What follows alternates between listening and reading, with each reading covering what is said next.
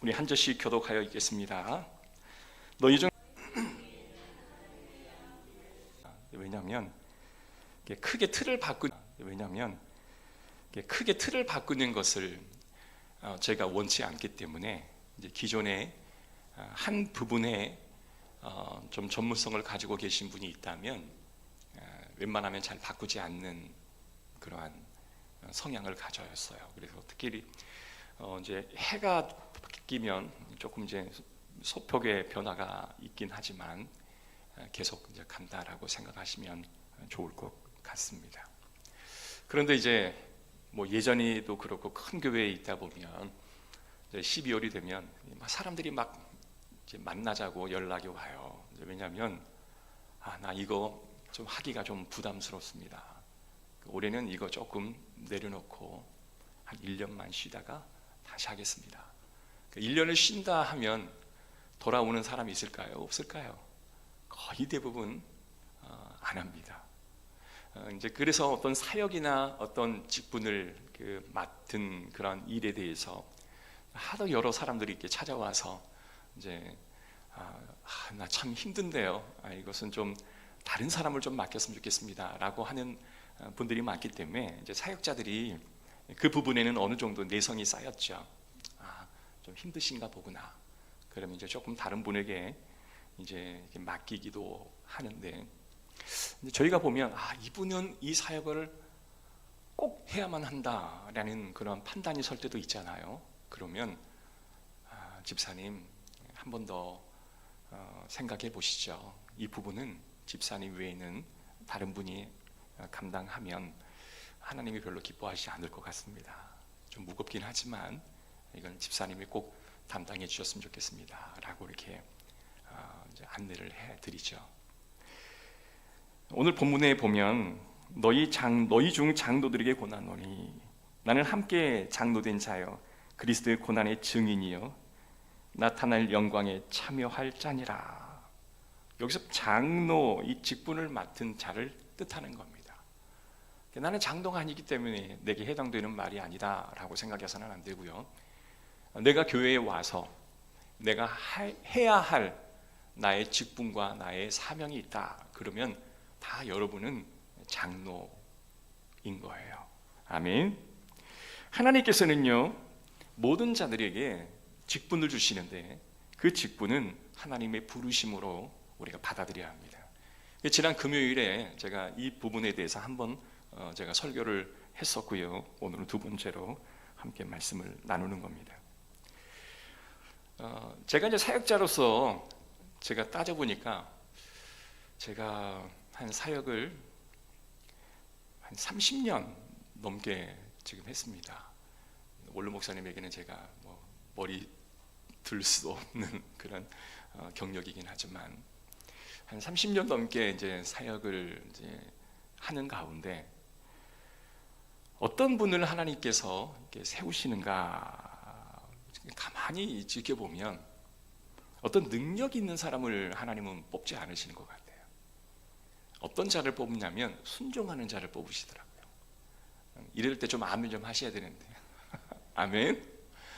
그래서 특히 교회 주의 일은 이분이 이 사역을 맡으면 너무 효과적으로 잘할 것 같다 막 이렇게 생각 드는 자를 뽑지 않으시고 순종하는 자를 하나님은 뽑으시더라고요. 그래서 금요일날 제가 부르심과 순종이라는 제목으로 제가 말씀을 전했는데요, 하나님의 부르심에는 뭐가 있어야 돼요? 순종이 따라야 하는 거예요. 여러분, 하나님께서 이 모든 부르심에 순종하는 자에게 뭘 주시겠다? 고난의 증인이요 나타날 영광에 참여할 자다. 여기 보면 나타날 영광에 참여할 자다라는 이 뜻이 뭐냐? 우리에게 천국에서의 그 기쁨의 조금의 맛보기를 우리에게 보여주시겠다라고 말씀하십니다. 유아실에 우리 김원학 원사님 얼른 앞으로 나오세요. 그 유아실에 계시지 마시고. 자, 맛보기를 보여주신다라는 그 뜻이 뭐냐? 여러분, 우리가 마트에 가면 이제 배가 몹시 고플 때 마트에 가면 음식을 굉장히 많이 산대요. 근데 왜 거기서 이 맛보기를 해줄까? 이 맛보기를 하면 뭐예요? 음식이 굉장히 많이 소진되잖아요. 그런데 사람이요, 배가 고플 때 이 맛배기의 음식을 먹고 나면 반드시 그 음식을 사게 된대요. 왜? 맛을 봤으니까요. 미안한 마음에도 사는 것이고, 또 배가 고플 때 먹으니까 몹시 맛있어 보이기도 하고. 그래서 이제 어떤 마트나 회사들이 생각할 때는 이걸 맛배기를 보여주면 분명 손해 있는데도 더 많은 고객이 그 물건을 사기 때문에 이것을 한다라는 것이죠. 하나님께서 저 천국에서의 상급 선물을 우리에게 허락해 주실 것인데, 이 땅에서 우리가 그 사역을 맡게 될 때 맛배기로 보여주시겠다라고 말씀하시는 것임을 우리가 믿어야 합니다. 여러분, 하나님께서 우리에게 보여주시는 영광은 우리의 어떤 뇌로 상상할 수 없는 초월의 하나님의 영광인 것을 우리가 알아야 합니다. 그 영광의 직분을 잘 감당하는 자들에게 그 작은 기쁨을 우리에게 허락해 주실 텐데, 여러분, 이 직분을 우리가 하다 보면 때론 힘들 때도 있어요. 그러나 내가 너에게 이런 기쁨을 내가 줄게 라는 그 음성을 꼭 듣기를 주의 이름으로 축복합니다.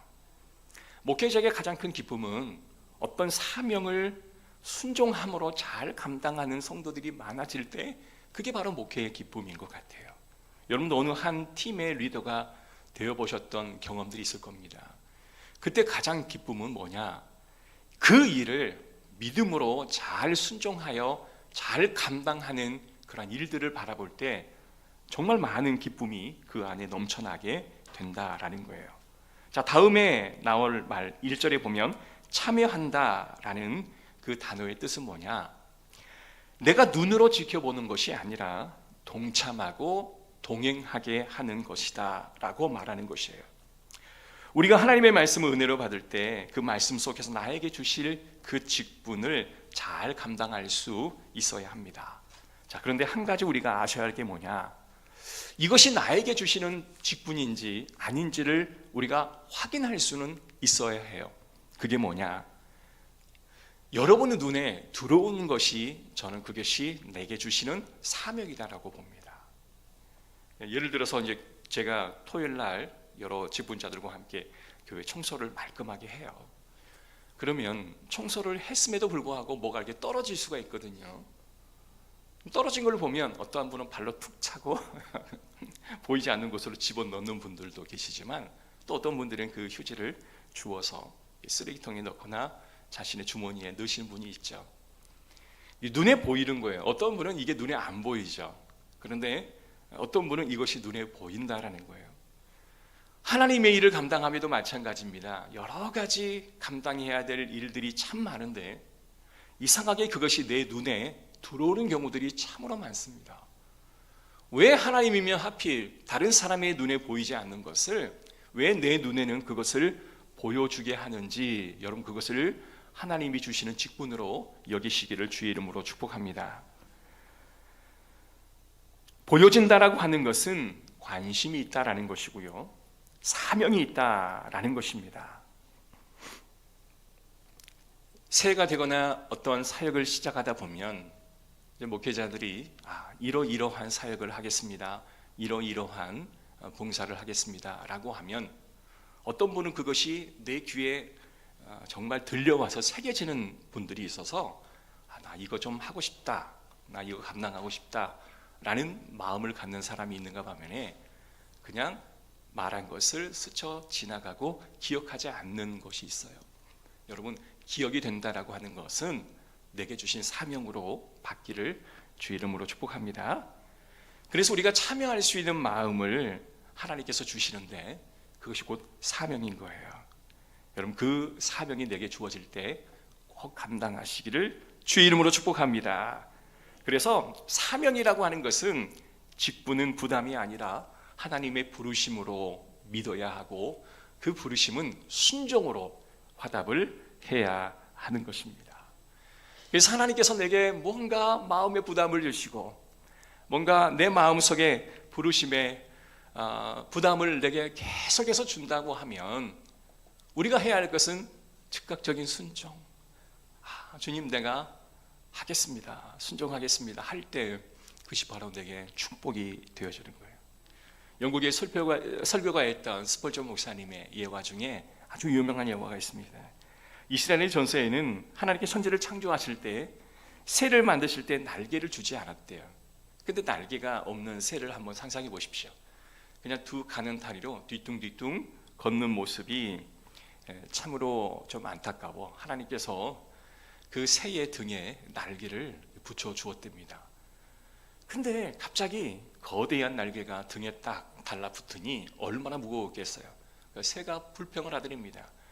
내 한 몸도 지탱하기가 힘든데 이 무거운 날개 두 개를 딱 붙여 놓으니 아니 걷기가 더 힘들고 버겁습니다 라고 하는데, 그 중에 새 중에 한 새가 갑자기 그 날개를 팍 펼치고 퍼득퍼득 이렇게 날개짓을 하더니 창공으로 홀월 날아오르는 거예요. 그러고 나서 땅에 뒤뚱뒤뚱 거리던 그 모습이 아닌 정말 하늘을 고즈넉하게 날아오르는 멋진 새의 모습을 얻게 되었다라는 것입니다. 때는 내 삶의 이 현장에서 나 하나 건사하기도 힘든데 왜 하나님은 내게 이 무거운 직분을 맡겨주셔서 나를 힘들게 하십니까? 할 때가 있는데, 여러분 그것은 곧 나를 날게 하는 날개인 줄로 믿습니다. 이 날개가 있기 때문에 우리가 하늘을 창공을 날아올 수 있는 기쁨을 누릴 수 있는 거예요. 여러분 이것을 우리는 꼭 기억해야 합니다. 직분 없이 편하게 교회를 다닐 수도 있죠. 그러나 우리가 신앙생활을 잘하고 높이 날아오를 수 있는 영적인 체험을 하기 위해서는 하나님께서 우리 직분을 통해서 우리를 짓누르려 하는 게 아니라 우리를 더 가볍게 만들어서 홀월 날아올 수 있도록 도와주시는 줄로 믿습니다. 아멘. 자, 그렇다면 이러한 직분이 내게 맡겨져서 내가 감당해야 될 것이다 라고 느껴진다면 우리는 어떤 반응을 보여야 하냐면 2절의 말씀 우리 함께 다 같이 읽어봅시다. 자, 시작. 너희 중에 있는 하나님의 양 무리를 치되 억지로 하지 말고 하나님의 뜻을 따라 자원함으로 하며 기꺼이 하며 라고 나와 있죠. 여러분 하나님께서 어떤 직분을 맡겨주실 때 억지로 하지 말고 자원하여 하시기를 바랍니다. 아멘. 우리가 하고 싶은 사역이 분명히 있어요. 그리고 하고 싶지 않는 사역도 분명히 있습니다. 그런데 하나님의 사명은 억지로 주시는 것이 아니라 우리에게 은혜와 축복을 주시기 위한 하나님의 방법인데요, 2절에 억지로 하지 말고, 이 말은 체면에 의해서 하지 말라라는 말입니다. 억지로라는 단어, 저는 이 억지로라는 단어로 지난 금요일날 함께 좀 깊은 묵상을 여러분과 함께 나누었는데요, 성경에 예수 그리스도께서 십자가를 지고 골고다 언덕을 올라가실 때 시몬이라고 하는 사람이 있었습니다. 이 사람은요 뼛속부터 유대인이었습니다. 그러니까 부모님부터 철저한 유대주의자였고, 예루살렘보다 1800km나 떨어져 있는 그 먼 곳에 살고 있었던 이 시몬은 예루살렘 절기를 지키기 위해 여행을 그곳에 왔던 거예요. 그런데 그곳에 때마침 예수라고 하는 사람이 십자가형을 지고 그 골고다의 길을 올라가는 길입니다. 그래서 그것을 단순히 아무런 의미 없이 구경하고 있는 상황이었어요. 그런데 그때 당시 로마 군병이 옆에서 구경하고 있었던 이 시몬에게 너 나와서 이 십자가를 져라. 그런데 이 억지로라는 단어를 많은 목사님들이 뭐라고 설교를 하냐, 하나님의 십자가를, 예수 그리스도의 십자가를 그냥 자원해도 괜찮고 억지로 줘도 하나님의 축복을 받는다. 왜냐하면 이 시몬이 후에 스페인의 지도자가 되고 그 두 아들도 다 지도자 반열에 서거든요. 억지로라도 지는 십자가가 하나님의 은혜를 받는다라고 설교를 많이 했습니다. 근데 엄밀히 말하면 이 억지로라는 이 단어는 시몬의 자발적인 마음이 단 1도 포함되지 않는 단어가 억지로예요. 만약에 이 시므온이 예수님이 십자가를 지는 것이 너무 못내 가슴 아파서 제가 대신 그 십자가를 지겠습니다 라고 이야기했다면 하나님의 구원이 그에게 임하는 건 당연한 거 아니겠습니까? 그의 자녀가 복을 받는 건 당연한 게 아니겠습니까? 그러나 그 억지로라는 단어 안에 담겨 있는 의미는 어마어마한 로마의 권력자의 등을 입고 그의 병사가 시몬에게 야, 너 이 십자가를 대신 져 라고 하는 그 말은 이 병사가 빨리 예수를 골고다의 언덕까지 올라가 십자가형을 마치고 빨리 퇴근해야 하는 그 퇴근 본성이 발성해서 억지로 지게 한 거예요. 그러니까 시몬이 뭘 했기에 하나님의 구원을 받은 게 아니라 하나님의 구원 계획에 시몬과 그의 가족이 포함되어 있는 것을 우리는 꼭 기억해야 합니다. 그래서 직분을 우리가 억지로 감당할 때도 복이 있다, 이건 아닌 거예요. 사실은 하나님께서 우리에게 구원의 계획 속에 우리와 여러분의 가정을 포함시켜 주셨기에 우리는 하나님 앞에 직분을 잘 감당하는 것입니다. 여러분, 이것을 꼭 혼동해서는 결코 안 되는 거예요. 사랑하는 성도 여러분, 우리가 억지로 그 일을 감당할 수도 있고 기꺼이 그 일을 감당할 수도 있지만 억지로 하든 기꺼이 하든 하나님의 구원에 아무런 영향을 미칠 수 없다고 하는 것은 사실입니다. 중요한 건 십자가입니다. 십자가가 예수 그리스도께서 십자가를 지시고 우리를 구원하셨기에 구원받은 것이지 내가 직분을 감당한다고 감당하지 않는다고 해서 하나님의 구원이 취소되고 하나님의 구원이 연장되어지는 것은 아니라는 거예요. 중요한 건 뭐냐? 하나님의 축복을 주시겠다라고 하는 것을 신뢰하지 못하고 내가 하나님 앞에 억지로 감당하려고 하는 그 마음, 그러나 여러분 기왕이면 기쁨으로 그 일들을 감당하시기를 주의 이름으로 축복합니다. 주님, 내가 여기 있사오니 저를 받아주소서, 나를 보내주소서. 여러분, 구원받은 그 은혜에 우리가 보여야 할 자세는 주여 저를 보내주십시오, 이게 당연한 게 아니겠습니까? 하나님, 믿음도 동역자도 주십시오. 그러면 제가 이 일을 더 잘 감당할 수 있겠나이다. 이게 바로 저와 여러분을 구원해 주신 하나님의 은혜에 반응하는 우리의 자세가 아니겠습니까?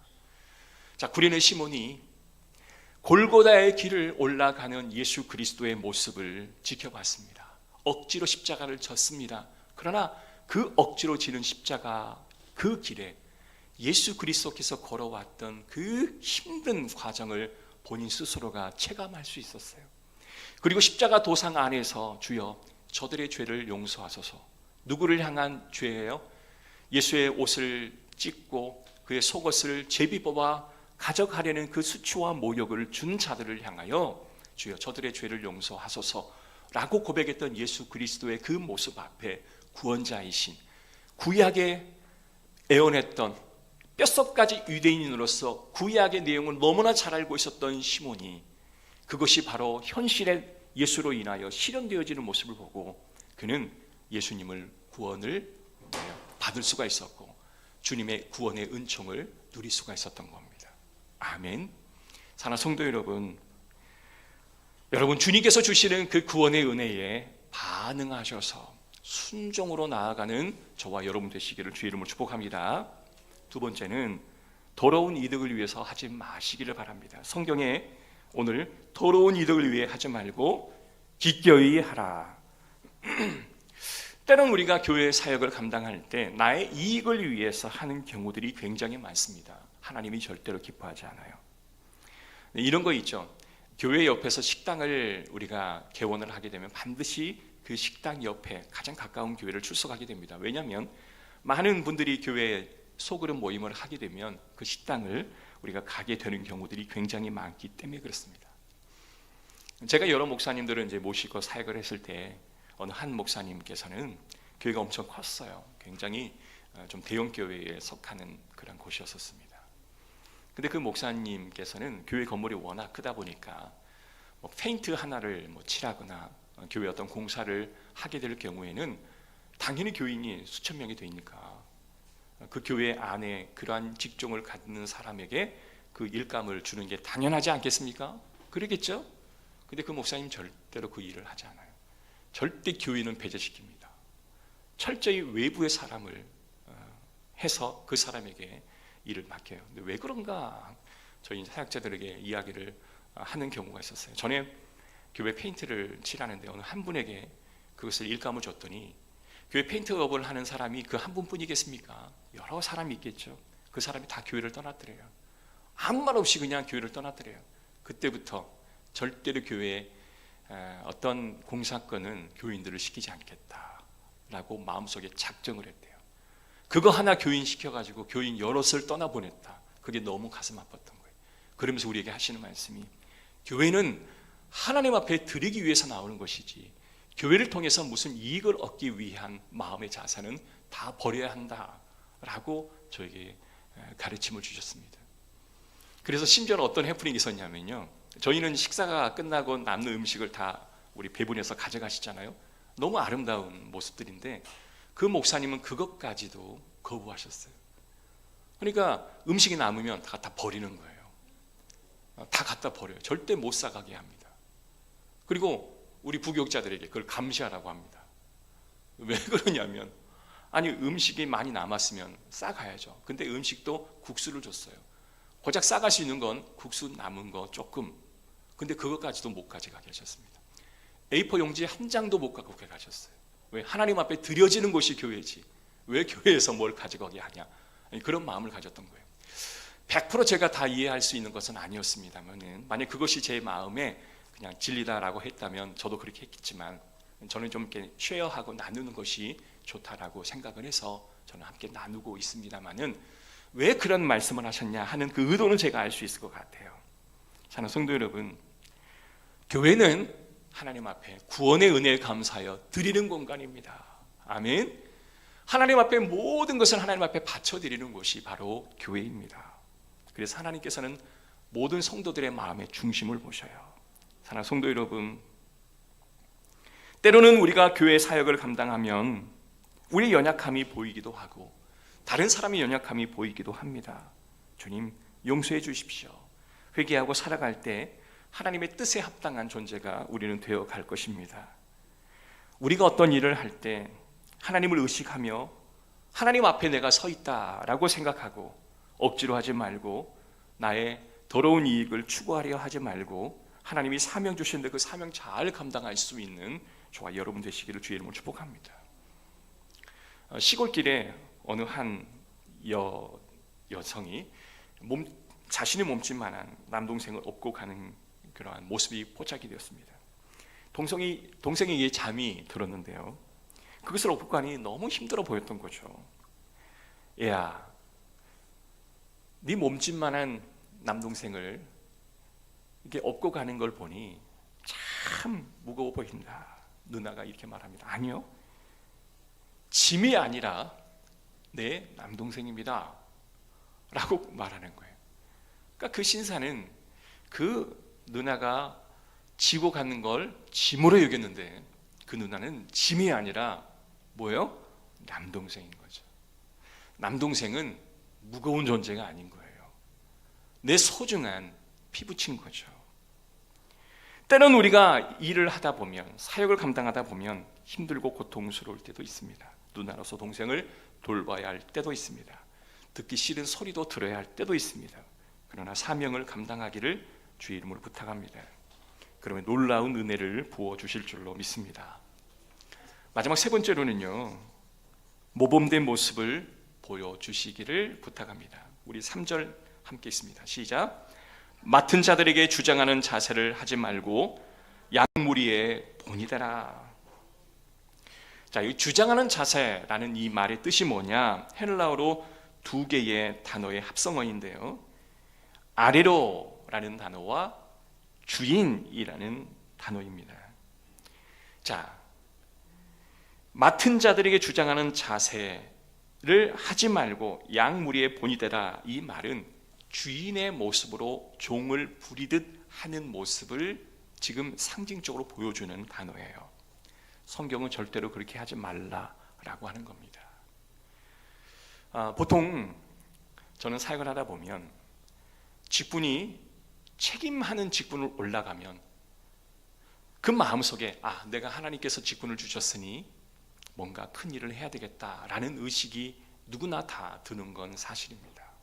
그래, 내가 이 사역을 맡았으니 다른 사람이 할 수 없었던 나만의 차별스러운 일들을 좀 실행해서 내가 하나님의 직분 맡은 자로서 뭔가 열매를 거두고 싶다라는 마음이 다 드는 거예요. 이건 순기능입니다. 직분이 주는 순기능이에요. 그런데 그것이 이게 조금 지나치게 되면 어떻게 될까요? 나의 족적을 남기고 싶은 거예요. 내가 아니면 안 되는 그런 일들을 남기고 싶은 거예요. 그러다 보면 뭐가 생겨나게 되냐면 강제적으로 무엇을 하게 하는 일들이 생겨나게 됩니다. 여러분, 선택권을 가지고 있다라고 하는 것은 작은 힘입니다만은 그 선택권이 내게 주어질 때 그 힘을 우리가 마음껏 활용해서는 안 되는 겁니다. 왜냐하면 그것은 바로 내가 높은 자의 위치에 서서 아래 사람을 강압적으로 다루는 모습으로 비춰질 수가 있기 때문에 그렇습니다. 여러분, 사람에게 일을 시킬 때는 억압하듯 시키지 말고 양무리의 본이 되라 라는 이 말은 자기 자리를 지키고 그리고 부드러운 마음으로 함께 나누다 라는 그런 말씀이에요. 저는 이제 시골에서 살지를 않았습니다. 그래서 사실은 누군가가 저에게 시골로 가라 하면 사실은 자신이 없어요. 왜냐하면 도시의 감성은 있지만 시골의 감성이 별로 없거든요. 근데 시골에 가끔 가다 보면 저희 이제 정자 나무에 큰 나무가 있어요. 어릴 때 가면 거기서 막 미끄럼도 타고 참 즐겁습니다. 마을 어귀에 딱 도달하자마자 정자 있는 큰 나무가 항상 보이거든요. 근데 그곳에 가면 마음이 편안해요, 사실은. 근데 시골에 사는 사람의 그런 마음을 제가 느낄 수는 없지만 가끔 명절 때나 가는 곳인데도 거기에 나의 추억이 스며들어 있기 때문에 그 정자를 보면 마음이 편안해요. 그런데 깨달은 게 뭐가 있냐? 내 삶에서 맡겨진 직분으로 힘들고 고통스러울지라도 그 자리를 지키고 있으면 어때요? 마음이 편안해질 때가 있습니다. 언제? 떠났던 자들이 다시금 돌아와서 그 권사가, 그 집사가, 그 장로님이 그 사역을 계속해서 감당하는 모습을 보면 여러분 편안해지는 거예요. 야, 이분은 이렇게 세월이 지나도 여전히 흔들리지 않고 그 자리를 지키며 나를 맞아주는구나. 여러분, 이게 저는 큰 은혜라고 봅니다. 사랑하는 성도 여러분, 그 자리를 지키는 게 쉽지가 않습니다. 그러나 그 자리를 지키는 것 하나만으로도 누군가에게는 큰 위로가 되어줄 수가 있더라고요. 그래서 가끔 제가 사역하고 나온 교회에서 막 사람들이 전화를 와요. 뭔가 그 교회 담임 목사님이나 어떤 시스템이 마음에 들지 않아서 제가 상담을 전공했기 때문에 저에게 뭔가 위로와 공감을 받고 싶은 마음으로 저에게 전화를 한 경우가 있습니다. 그러나 저는 부정적인 이야기를 그게 나올 것 같으면 그냥 딱 전화를 끊어버려요. 집사님, 권사님, 제가 급한 일이 있어서 빨리 제가 전화를 나중에 하겠습니다. 그리고 전화를 안 해요. 전화를 안 해요. 그럼 그분은 저에게 전화를 할 수 있어요? 못하죠. 그러나 제가 그 사람과의 어떤 관계를 맺을 필요도 없을 뿐더러 혹시나 그것이 내 이야기를 듣고 그분이 정말 그 교회에 대한 어떤 마음의 집착과 아니 마음의 어떤 친밀함이 깨어지게 된다면 저는 큰 죄를 범하는 거예요. 차라리 내가 관계가 소원해지는 게 더 나은 거예요. 사랑하는 성도 여러분, 그 권사가 그 교회에서 한 20-30년을 사역을 해왔는데 그냥 제가 보기에는 별 큰 문제가 아닌데 마음이 흔들릴 때 제 역할은 뭐예요? 붙잡아 주는 거예요. 그 자리에서 다 사역할 수 있도록 내가 도와주는 거예요. 여러분, 그것이 얼마나 많은 사람에게 큰 은혜가 되는지 모릅니다. 여러분, 믿음의 상징적인 큰 나무가 되시기를 주의 이름으로 축복합니다. 그래서 그 누구도 여러분들이 우리 열린문 교회에서 정말 상징적인 거목이 되셔서 누군가 와도 야, 권사님, 집사님, 야, 이렇게 멋지게 헌신해 주셔서 감사합니다 라고 말을 듣는 여러분 되었으면 좋겠습니다. 마지막으로 힘을 빼시기를 주의 이름으로 축복합니다. 전에도 말씀드렸죠. 우리가 일을 하다 보면 반드시 힘이 들어가요.